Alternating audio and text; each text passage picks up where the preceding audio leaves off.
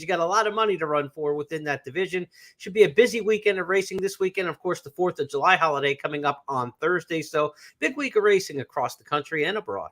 I didn't count how many stakes we're going to have in North America over the 3 or 4 day weekend, however you want to label it. But there's a lot of good racing this week, surprisingly so. Sometimes these, like Memorial Day or even Labor Day, but mostly like Memorial Day, it's kind of flat sometimes.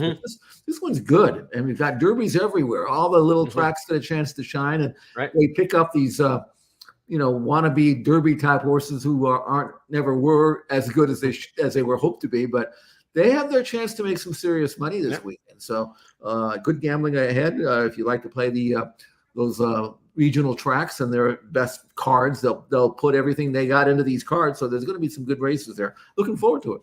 Yeah, no doubt about it. We've got Stronghold, the Santa Anita Derby winner, heading to Indiana. So that's a big one. And we've got City of Troy, the Epsom Derby winner, back this weekend as well. So the Santa Anita and Epsom Derby winners in action this Saturday. We'll talk about some of that coming up. Let's get to our topics on the big board this week as we start our review. And it was a topsy-turvy division in the handicap division, the classic, if you will, for the Breeders' Cup. The older horses in the U.S. haven't really had a lot of clarity to this point. And we had a rematch of the Pimlico Special from a couple weeks ago in the Stephen Foster at Churchill Downs. That race turned out to be rather key, but it didn't come back the same way that they finished at Old Hilltop. Right outside the quarter pole, Kings Barnes heads for home on the Foster, taking charge from First Mission, who fights on but is back into second. Pyrenees switched outside from third. Not today for Skippy Longstocking, nor Disarm. Final 16th, it's Kings Barnes bounding past the Twin Spires, clear by 3. Pyrenees runs up into second, but it will be Kings Barnes in the Foster. Kings Barnes over Pyrenees there. They flipped that result at Pimlico several weeks back. Jeff, Kings Barnes was a horse who, when he had his comeback race at Keeneland, he looked good. He looked like he could be the goods on the East Coast as far as the handicap division goes. He's starting to assert himself a little bit here as we get towards summer. What do you make of Kings Barnes in the division overall? I've been a big fan of his throughout his career. And after he won the Ben Ali, I think we talked about that on this show, about how Kings Barnes is Uncle Mo Colt, a late developing type. We talked about his time to step up to the plate and exert his superiority.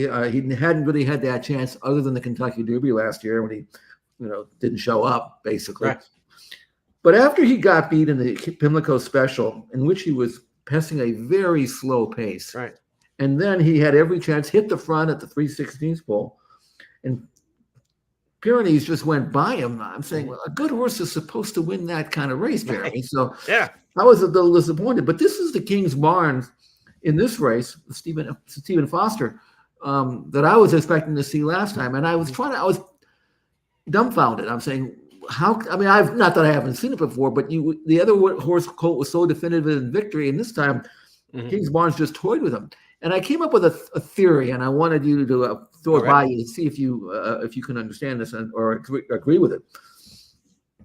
Kings Barnes is a good horse. He's a strong, powerful colt, but he doesn't have a great turn of foot. He doesn't blast. He's kind of a grinder, a good high-class grinder, but not somebody who wants to be in a race that's reduced to an 1/8 of a mile sprint. That's not his thing. When he ran in the Pimlico Special, they went 50-1, 115-2. And they were all just kind of 2-minute licking to the top of the stretch. And the race was really reduced to maybe 3/16 of a mile, 1/8 of a mile sprint. And he doesn't have that turn of foot. He really doesn't. He tried hard, but Pyrenees can quicken a little bit better. So if you're going to put Kings Barnes in a race with Pyrenees, and it's only going to be 3/16 of a mile, Pyrenees is probably going to win. But what happened here is, instead of going 115 and change, it went 111 and change. Right. Different game. Different game altogether. Now the stamina part was more important than it was the acceleration.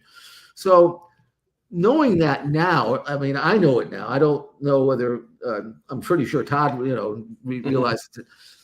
Don't slow this horse up. Don't suck the field along and expect to outkick a good horse here. He's not going to do it. Make it a normally run, 3/4 and 11, half and 46 and change. And that's where Kings Barnes can beat you. And I think from now on, this guzzling and slowing it down and playing it cute, throw that out the window for this colt. Some horses it works, but not for him. So I think Kings Barnes is going to be okay, especially when they go a little faster. My fear is when they go a mile and eighth, mile and a quarter, they're going to have to go back to their slowing up stuff. Right. And then he's going to get outfooted. So at least I think I have a theory as to explain why the two different results. And if you're right about that, then the Whitney's a great race for him because that race is always fast. A mile and an eighth at Saratoga. They play quick. They got to go fast into the first turn around that 9 furlong oval up there at the Spa. That race always has legitimate fractions. You know, a lot of times we say the miler can get a mile and an eighth in that race because it's usually a very speedy race. So if you want a fast pace for Kings Barnes, maybe the Whitney is the race we want to see him in this summer versus trying to wait for the Jockey Club Gold Cup or something like that at a mile and a quarter in a race, like you said, that could get back to some of those pedestrian fractions. Right. When they get to Del Mar for the Breeders' Cup Classic this year, and that's where all the money is going to be at the end of the season, you know they're going to go quick there, right? I mean, there's going to be West Coast, it's going to be West Coast speed, and you know what you're going to get in that race. So you know you're going to get pace in the big one. Why try to slow them down between now and then? I'd say move on to the Whitney for the connections of Kings Barnes. Another good weekend for Shree DeVille. Again, we saw Pyrenees run second there. She had multiple stakes on the card that she was able to come away with victories at Churchill Downs, similar to what she did Preakness weekend. So good news, tip of the cap there all around. Some disappointing efforts, though, in that Stephen Foster, Jeff. What's the deal with First Mission? He hadn't really thrown a clunker in other than the one horrible race that he had on his resume, obviously. But everything else, he's been a pretty consistent puncher. He had things, you know, they went quick, but not overwhelmingly fast. And he just threw out the submission towel there. I'm not quite sure what to make of him moving forward. I certainly don't want him as a mile and a quarter horse, as a classic horse. First Mission right now, you're starting to think Breeders' Cup Dirt Mile is his best move. I agree. His form suggested, just like it suggested with Kings Barnes prior to the Pimlico Special, he was right there to grab control of this division. It was his to grab, you know, and he made the lead, and that's a Skippy Longstocking was on the outside of him, and he's a decent sort of colt, although I don't think anybody would ever run away from Skippy Longstocking in terms of the fear factor. Right. And they both were on the lead, and when they were asked to quicken, I mean, I think First Mission tried to. I just think he was found out a little bit there about him going a mile and eighth with somebody laying on him the whole way. So they both have a chance to bounce back and make amends. But until they win 2 or 3 in a row, I don't think I can trust any one of them to come back and do it again, just as Kings Barnes does it. So right now, Jeremy, we have a situation where there seems to be a lot of taking turns in this older division. What do you think? Who's the leader?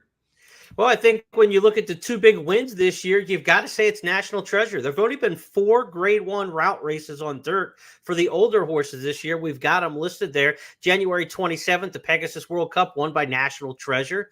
March 3rd, the Santa Anita Handicap won by Newgate. June 8th, the Met Mile was won by National Treasure. And then June 29th, the Stephen Foster won by Kings Barnes, which we just saw. So National Treasure's got the win in the Pegasus in a mile and an eighth around 2 turns. In the 1-turn Met Mile at Saratoga, they went a little longer in the Met Mile. So again, we had not the 1-turn Met Mile of past years. So he's got 2 2-turn wins going, at essentially 2-turn races. And I got to say that National Treasure, although he strikes no fear in me, or I don't think a lot of horses or horsemen, he's the leader in the division at this point. The ones in the gold box that we have on our graphic for the benefit of those of you on our audio podcast, those include the 3-year-olds who have won route races on the dirt this year in Grade 1 company. Fierceness, Muth, Sierra Leone, Stronghold won the preps towards the Triple Crown races that were Grade 1s. And then, of course, the 3 Triple Crown race winners, Mystic Dan seized the Gray Door Knock. Again, you could shake those 7 up in a hat and throw them out, and I don't think anybody's trying to avoid any of them when it comes time for the Breeders' Cup Classic. So this division, I don't know. I mean, look, we weren't talking White Abarrio this time last year, Jeff, right? I mean, he sprung out of, a fantastic effort in the Whitney at Saratoga and went on to win the Breeders' Cup Classic. We must be looking at something similar this year, right? There's going to be some August to November surprise, I think, in the Classic division, right? It can't be the horses on this page that are going to just, run off at 3 to 5 when we get to the Breeders' Cup Classic. Which is one of the reasons why we'll discuss a possibility for the Breeders' Cup Classic that's over in Europe. We'll talk about him later on. And that might be enticing to anybody who wants to take a shot in a division that nobody can really be dependent upon to run 2 in a row, or maybe 2, but not 3. So anyway, it's going to make for some very interesting and lucrative racing in the fall leading up to the Breeders' Cup itself. But there are some very valuable races that we'll see all of these. I don't know about the 3-year-old division. Usually you look ahead to the 3-year-olds, say, okay, they'll advance to run against older horses and put their, make themselves major classic contenders, which may happen or may not. But the 3-year-olds don't look overly exciting. I mean, they're exciting because they're taking turns too, but they're not. No one's fearing them. So anyway, good racing to come, and we'll see a lot of good racing in the older division in the fall, and maybe it'll shake itself out. But it didn't for me anyway. It certainly did not shake itself out last year when White Barrio won. I don't think I ever disliked a classic winner. It turned out to be the classic winner more than White Barrio, and now he's running like I thought he was going to run last November. Can't find it. Yeah, and maybe he wakes back up. He's gone back to Saffie Joseph. So we talk about this topsy-turvy division. You've got last year's classic winners switching barns from Dutro back to Saffie Joseph now. 2 horses from Japan could be coming over, we thought, for the Breeders' Cup Classic, but that's been reduced to 1 possibility now amongst the horses we saw in the Kentucky Derby, because news came out today, a multiple fracture for T.O. Password, the horse who was a good 5th, 6th in the Kentucky Derby, and a lot of folks thought this might be a progressive horse, very lightly raised, who we might see back here for the Breeders' Cup Classic in the fall. He's out now, so take him out of consideration right now. Forever Young, of course, the horse who lost the 3-way photo in the Kentucky Derby.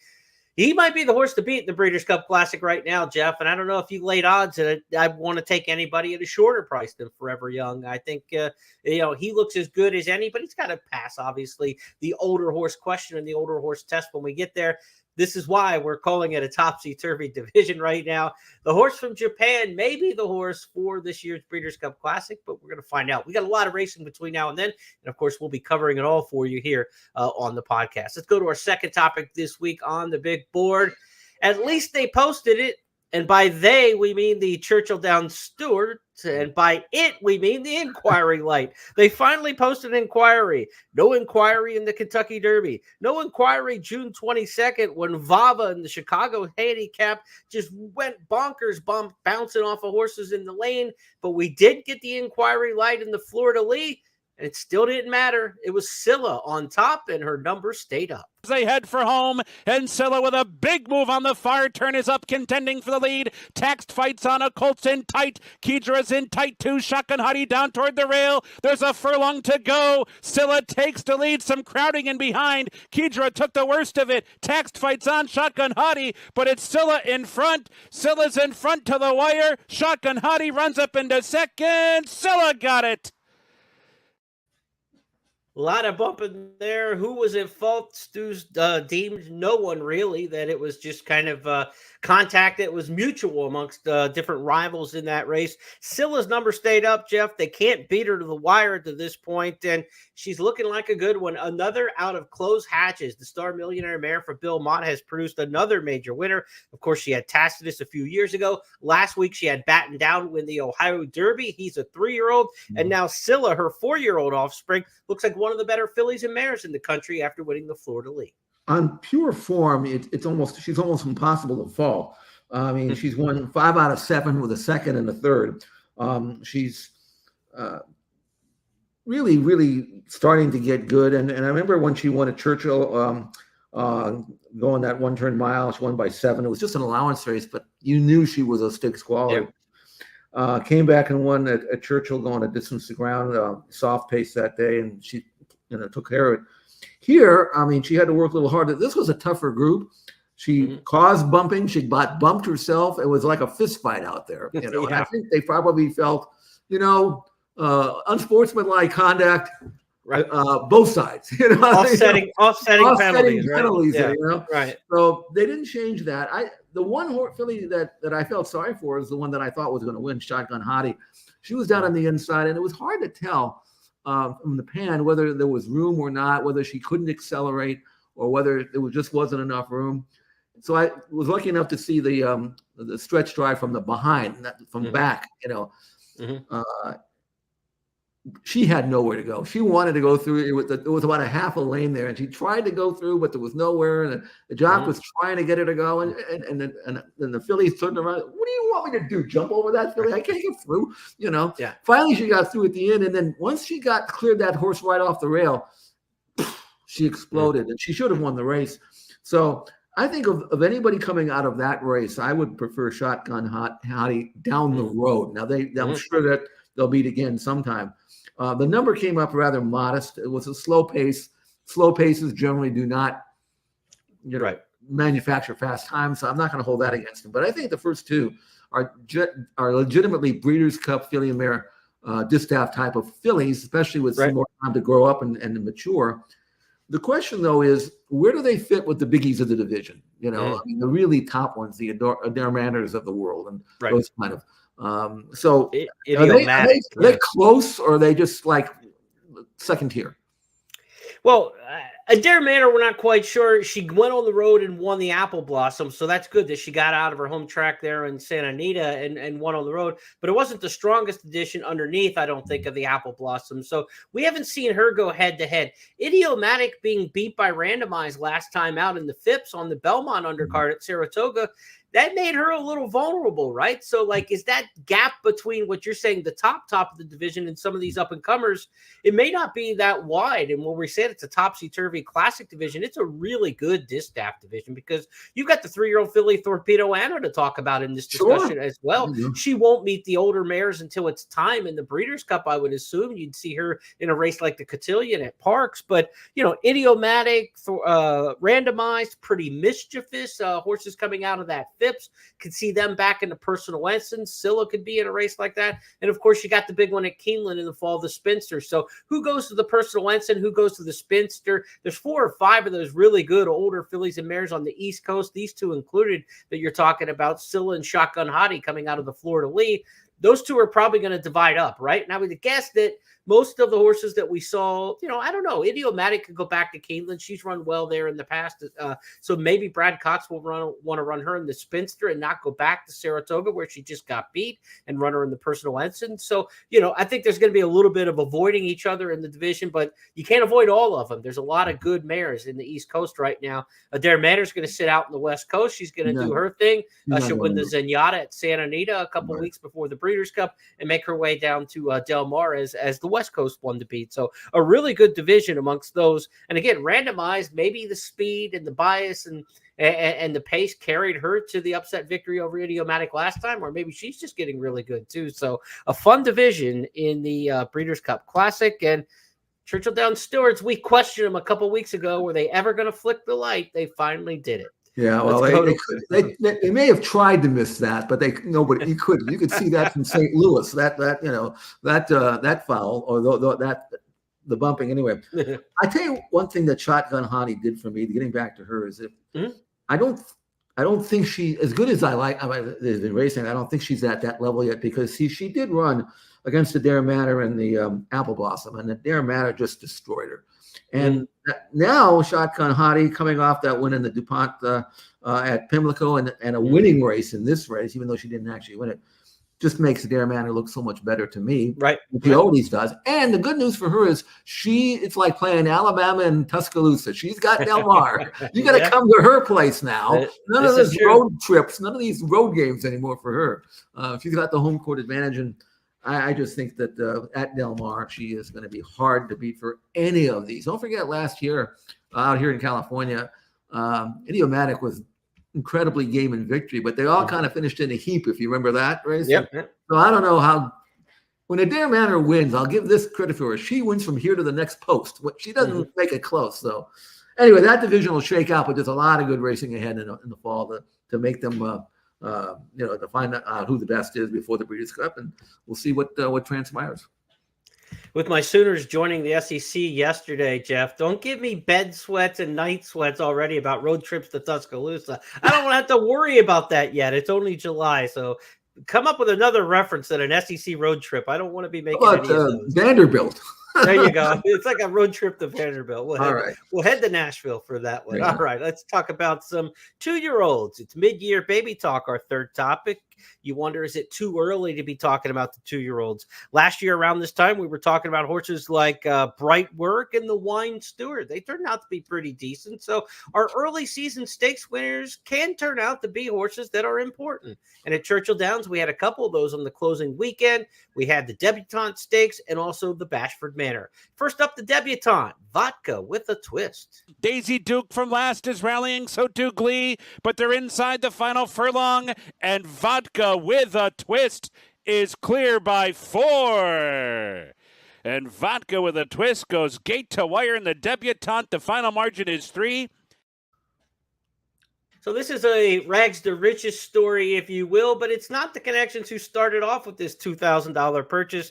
That was the mother-son combination of Debbie McCutcheon and her son, the trainer Jason McCutcheon. This horse was privately sold, picked up by Phil D'Amato before this victory off the maiden win last time out at Churchill Downs. What do you make of Vodka with a Twist? Well, I liked a filly in that race called So There She Was, who finished second and ran at least as good, if not better, than I hoped that she would. Mm-hmm. She was second in her maiden at Santa Anita, had come back and worked well.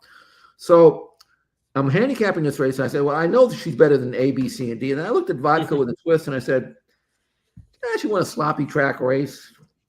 Number was okay, beaten on the square at Keeneland. She probably doesn't know that much. Mm. Anyway, so she comes into this race, and for Phil D'Amato, which is who's a great trainer, and she gets bet like this race was run 2 weeks ago. I mean, yeah, she's 4 to 5. I mean, I think she went from like 9 to 5 to 4 to 5 in the last minute or so. I mean, they bet this filly like she absolutely could not lose. I'm saying, I don't know what they know that I don't know, because I've watched this horse train. I've watched, I figured out the pace and all that. She's bought $2,500, which is usually it's barely a bid. You know what I'm saying? It might have been one bid. I don't know. And she won this race with such authority. I was blown away. I said, I don't mind missing things. I don't mind horses improving, but she was good. I mean, she was really good in this race, because the horse filly that ran second was 5 clear of everybody else. How much better can she run? And she ran just as fast as the Colts did later in the day. But that's no ordinary colt that ran the same final time. We'll talk about him in a minute. So I don't care how much she cost or what her legs look like. 1,000 Words is a freshman stallion. I think he's already had like 6 or 7 winners, so he's doing really well for a horse that kind of nobody really cared much about. Baffert trained him. Right. It's just a nice horse. That's all. But I'm all in on this race. I think it's going to be a productive race, and I don't know what Doug O'Neill's going to do with So There She Was, but I don't think he's going to go back to a maiden race. I think he can probably figure out a stakes he can go to. And as far as Vodka with a Twist is concerned for Phil D'Amato, I don't know whether it's in the cards to bring her back to California now, because that's where Phil D'Amato is stabled. But I do know one thing. If you got a 2-year-old filly and you're not in California, don't come, because you've got 19 of them that Bafferts that haven't started yet, you know. So just keep her where she is. I think she'll win a lot of races. Well, look, this has been a productive path. I mean, you had Wonder Wheel 2 years ago out of this race, and she ended up being the champion 2-year-old filly. Right. Again, we talked Bright Work last year, ended up winning multiple stakes at Saratoga then. So this could be a race that, at least for the 2-year-old talk, can continue throughout the end of the season. Will they go on to become great older horses? Probably not. You got to go back in history with the Debutante to find the Silver Bullet Days, the Chalukis, Gold Mover, horses like that. But you're getting back 20 years. In today's game, if they're good now in June, they could be good to the end of the year, and even a champion 2-year-old filly like Wonder Wheel. But again, looking at those as 3- and 4-year-olds down the line, maybe not so much. Now, you talked about the impressive 2-year-old colt. Politically correct, the winner of the Bashford Manor Stakes. Let's go back to Travis Stone's call of that one this Saturday at Churchill. They're off the turn, and Politically Correct has taken charge, and he's kicking in a big way. 6 lengths in front. Smokin' Wicked up into second. Ivan the Great is third. They're coming for the finish. Politically Correct, last to first. Dazzling in the Bashford Manor. Wins by... That's the way you like to see it. Overcome some adversity, finish up looking strong, putting some gap and spread eagle in a field like that. Really impressive win for Politically Incorrect. He won his debut, his maiden race, first start, gate to wire. He did that at Churchill and won nicely. Number was average. you know, he went off in this race at 7-1, which is what you expect. Mm-hmm. This race he came from stone dead last to win. I don't think it was by design. He didn't break well, and the jock did the right thing. He didn't rush him. He just said, okay, we'll settle, and we'll make one run and see if that works. And boy, did it ever. So now you got a colt who's won wire to wire. You got a horse same horse won from dead last. He ran 2/100ths of a second. Sounds like the end of the 220 high hurdles or something. The difference between these runners. 2/100ths a second faster than the filly did. They're both good. They really are. I mean, you don't expect it. Sometimes you see them going 3/4, these 2-year-olds, and they stagger home. They end up going 11 and change, and But these two are going to be good, and I'm very excited to see what this colt brought. And $195,000 for a colt by Violence, and Violence is a good stallion. Now, most of his better horses have been colts, but most of them are 7/8 to a mile. But the way this colt won in this race, I'm not so sure. I'm being out of a mare by Candy Ride, why he can't go on. I think they could be dreaming with this one, really. Right. We talked about the Wine Steward winning this race last year, and then he went right to the wire at Keeneland in the big grade one there, going 2 turns in the fall meet, the Breeders' Futurity, before being sidelined before the Breeders' Cup. And he's come back to be a pretty decent 3-year-old. Classic Empire won this race back in 2016 when the Breeders' Cup won a 2-year-old championship. So it's not like you got to go back to the favorite tricks and some ancient history. Boston Harbor winners of the Bashford Manor who've had some success. Classic Empire 2016, not that far ago. Not that long ago, and not that far back in history. So we'll see what Politically Correct has for the second half of the year. But that's our mid-year baby talk as we hit the second half of the season. The 2-year-old's really going to get juiced up now with Saratoga and Del Mar right around the corner. Our fourth topic on the big board this week is must-see TV. You got to watch this weekend. A couple big runners in action. One domestically and one abroad. And the one abroad is City of Troy, winner of the Epsom Derby last time out. He's going to take on older horses at Sandown on Saturday. We'll talk about the Eclipse Stakes in a moment. But let's send you back to the Epsom Derby, where he made history chasing the loose horse home. Black striped sleeves, and City of Troy now coming through under Ryan Moore. He's found a great seam as they run down the straight, and City of Troy has quickened up very well to lead, but Ambiente Friendly trying to challenge as long as the loose horse doesn't get in the way. Then Los Angeles. City of Troy leads the way in the Betfred Derby from Ambiente Friendly and Los Angeles, racing inside the final furlong. City of Troy by 2 lengths to Ambiente Friendly, then Los Angeles. What a comeback here by City of Troy. City of Troy bouncing back 3 lengths clear. A brilliant win in the Betfred Derby. It was stunning that City of Troy was beaten in his 3-year-old debut. This was more of the horse we thought after his highly impressive debut in the 2-year-old season, Jeff. He's by Triple Crown winner Justified, Aidan O'Brien and company. He's the 4-9 favorite amongst the books as I checked the odds this morning for the race at Sandown on Saturday. Can he take on the older horses in the Eclipse Stakes and knock them off? What do you make of it? I think he can, but this is no empty stall that he has to run against. Colt named White Birch won 3 group races in a row this year. Just beat Auguste Rodin, who came out of that race to win a Grade 1, Group 1. He's an improving, talented, very, very dangerous older horse facing the 3-year-old. I know there's a weight edge that City of Troy gets because of that, but still, City of Troy. And the reason why we like to talk about him for 2 reasons. One, of course, he's by Justify, so we have a North American connection there. But they continue to say that City of Troy is going to be in the Breeders' Cup. We don't know what race. Probably the Classic. They were originally talking about maybe the Travers, but the intention is to bring him here and prove himself on dirt. He's got nothing but a dirt pedigree anyway. So I think we're going to follow him because we talked about earlier in the program about who the leader is in the division, the Classic division.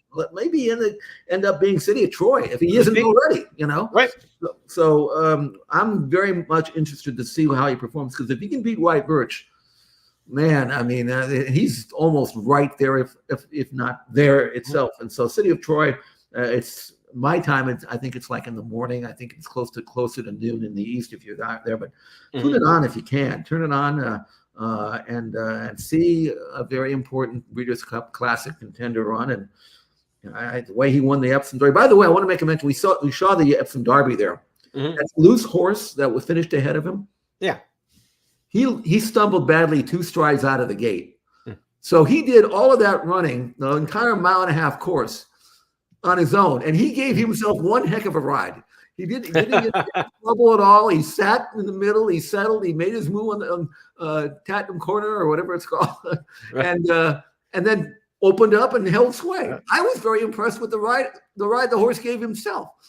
He was inspired by Bodie Express in the Preakness a couple of years ago, apparently. As for City of Troy, it's the same ownership group as a lot of the Aidan O'Briens, obviously, the Coolmore clan, as they call them, Magner, Tabor, Smith and Company. They're also the owners of Sierra Leone, and that's why this horse was talked about possibly for the Travers. But Sierra Leone's headed for the Travers. Why run your 2 3-year-olds against each other this early in the campaign? And the Travers, when Sierra Leone probably will be the favorite for the Travers Stakes, the way it looks. So I understand that completely. They're taking on older horses early in the campaign, though. The 3-year-old taking on elders. So that tells you what they think of the horse going in the Eclipse. And the bookmakers have made him, again, a 4-9 favorite right now to win that race at Sandown. It's the Eclipse Stakes. Again, you can check that out and bet it with First Bet and Express Bet coming up this weekend. That's just one of 2 horses we've got to look at, though, in our must-see TV segment, Jeff.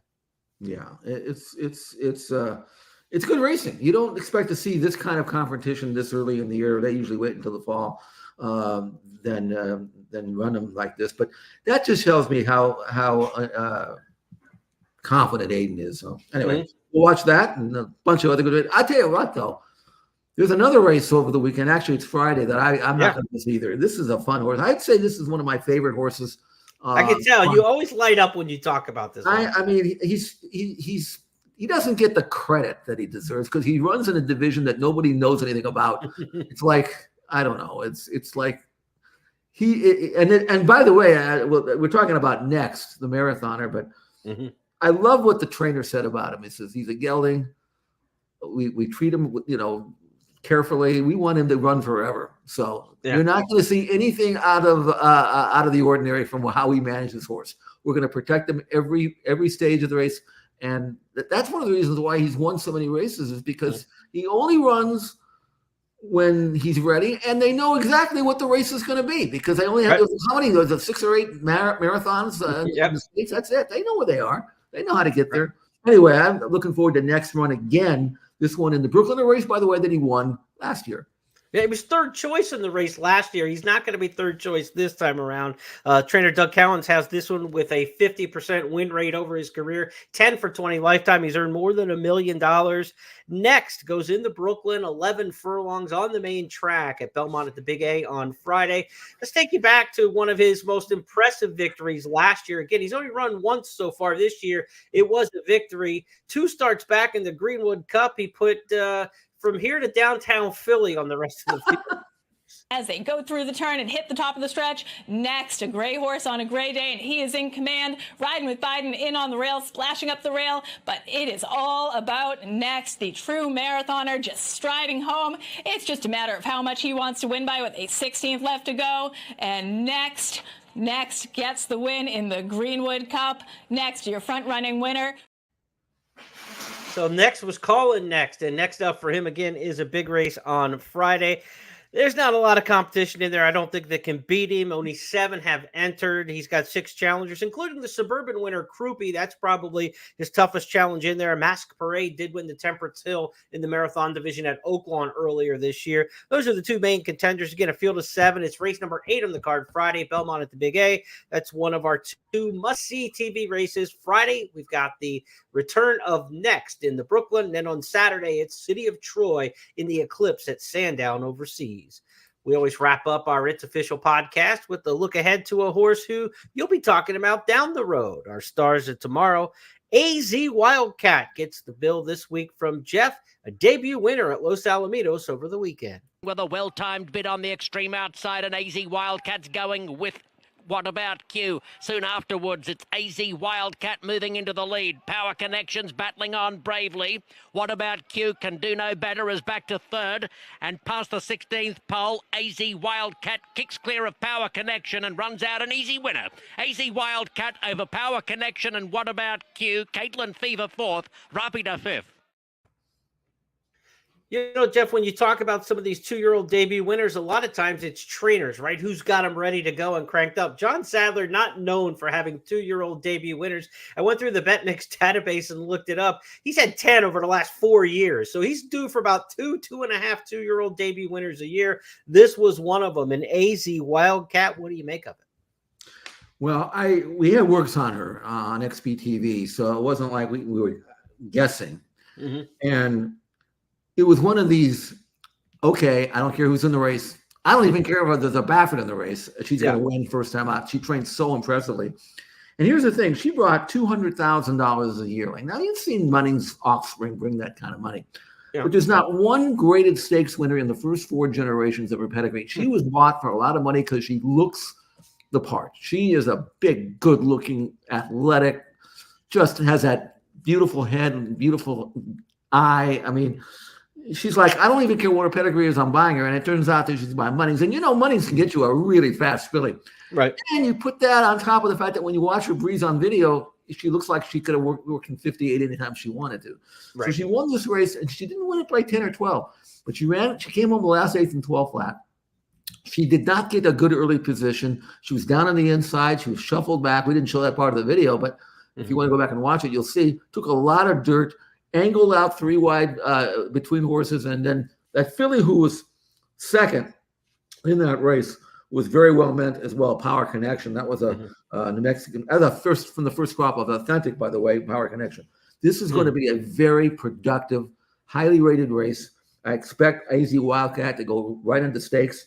Power Connection was second. Will be 1-5 at Delmar. I know because I'm making the line. I'm going to put her at 1-5. So I think when you look back at this 5 furlong maiden fairly race for 2-year-olds at Low Sal, you're going to see some fillies that get 15 lengths in that race that can run. So anyway, I can't wait for her to take on the Baffert Brigade, because, you know, there's 3 or 4 of those that are already ready to win. Sure. And now she's got to go right into stakes. But that's one of those fillies that I think will get a lot of headlines when she makes her next start. AZ Wildcat. Good filly, really good filly. AZ Wildcat. That's our star of tomorrow. Maybe we'll see her on the Delmar. You guys play them this year? Do you guys play them in the Big 12? We played the Arizona Wildcats. They're now in the Big 12, and we're out of the Big 12. Oh, that's right. Well, you played them last year out in the bowl game. I won't mention that. The bowl game. Yeah, we don't. That's the second time you've stabbed me in the back on this podcast. Well, I got to get it in now. Let's review these topics before I have to hit the end button. It's a topsy-turvy division amongst the Breeders' Cup Classic horses. Kings Barnes turned the tables on the Stephen Foster on Pyrenees, the horse who beat him in the Pimlico Special. We talked about who might be leading a division where National Treasures wins right now. Look best in the division in the Met Mile and the Pegasus World Cup. At least they posted it. Yes, the inquiry light did come on at Churchill Downs in the Florida Lee. No change in the order of finish, though, as Scylla continued her ascent up the Distaff division and also continued a great year for the broodmare Close Hatches. Her son battened down, won the Ohio Derby last week, and now a second straight stakes winner from her, the 4-year-old Scylla. Our mid-year baby talked about 2 stakes winners at Churchill Downs over the weekend. Vodka with the Twist, Rags the Richest story who's getting good in the filly division, and then the Colt Politically Correct, a dominant winner showing a variable running style in the 2 career starts. It looks like that one's moving forward in the Breeders' Cup Juvenile Division. Must-see TV this week includes Friday's race, where the Colt Hero next runs in the Brooklyn Stakes, over 11 furlongs in the Marathon Division. And then the International Star, we go to Sandown, the Coral Eclipse Stakes on Saturday morning for City of Troy, the Epsom Derby winner running this weekend for trainer Aidan O'Brien. Could be a precursor towards his trip here for the Breeders' Cup Classic. And our star of tomorrow was AZ Wildcat for trainer John Sadler, a winner at Los Alamitos over the weekend. Those 5 topics are now official because Jeff Siegel and I said so. That's how we play the game. And we'll re-rack it and do it again next week, every Tuesday with 5 new topics on the board. Every once in a while, there's too much to cram into one show, or late-breaking news, or just some irreverent topics we want to throw in as a bonus. This week, we've got a serious topic to throw in as a bonus. It was just announced in the last 24 hours by the New York Racing Association that it's going to be all synthetic for the winter meet when Belmont Park reopens coming up in a couple of years.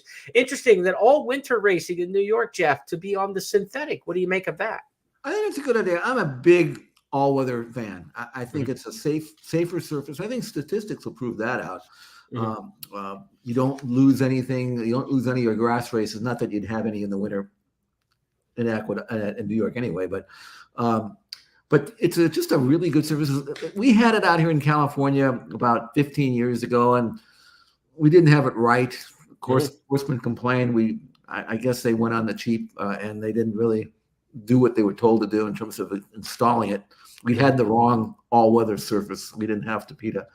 And then finally, they just went back to dirt, which Keeneland did as well. But I'm a big all-weather. I think you'll see horses run more often. I think they'll last longer. The races are more competitive because most horses can grab it pretty easily. And you see kind of like grass where they're sort of bunched up. It's a different type of handicapping. If you're a handicapper and you have to play all-weather races, you're going to have to do some adjustment. And we'll talk about that down the road when it happens. Right. But I think you'll enjoy the racing. And I tell you what, everybody enjoys full fields, and you'll get more than your fair share if you have an all-weather surface that you're presenting to the horsemen. There'll be an adjustment for handicappers. There'll be an adjustment for horsemen. There'll be adjustment for the horse population, right? I mean, where are the horses? Are they going to be all horses who normally would just, head south for the winter, and some of them go ahead and stay in New York? Will the lower class horses that typically frequent Aqueduct over the course of the winter, the inner track horses, will they just go ahead and run on the surface and figure that's where we have to play and that's where our class level fits? Will we see horses from places like Woodbine, which goes dark for 4 months out of the year, basically December through April, 5 months out of the year, no racing in Canada? So a lot of those horses have been coming south and running on the synthetic at Gulfstream. This could take away from the Gulfstream synthetic crop a little bit, keeping some of those horses a little bit closer to their Canadian roots that don't take the entire winter off. It will definitely be an adjustment. I would expect a handle drop at the beginning. That typically is the way we see when tracks go synthetic, and then they start to build back up. And as you see horses running back year after year after year, the confidence grows in horse players. Remember at Keeneland, they were having record handles at the end of the Polytrack experiment. The only reason they got rid of it there, obviously, was to lure the Breeders' Cup to Lexington. But while there is an initial among horse players and they stay away from it, over time, they kind of come back to it and they get used to it, just like anything else. And I wouldn't tell anybody if there's a new racing surface anywhere, right? When a new Belmont Park opens and they got a brand new dirt track and it's not big sandy anymore and it's a different composition, they say the composition is going to mirror what they have at Saratoga. And that's one of the reasons why it's not winterized to run on the dirt at the new track that they're going to have. So they're going all synthetic. Who knows what the reasons are specifically behind closed doors, if there's some political motivations there with the horse safety issues and all that goes with it, to go just with the synthetic track. I'm sure there's probably 20% of everything that goes into all the decisions that are made. But as horse players, you're going to kind of tip your toe in the water at first and just see how it all plays out, whether you're talking the main track or the new synthetic track that they'll have at Belmont Park. But we've got years to get our panties in a wad about that.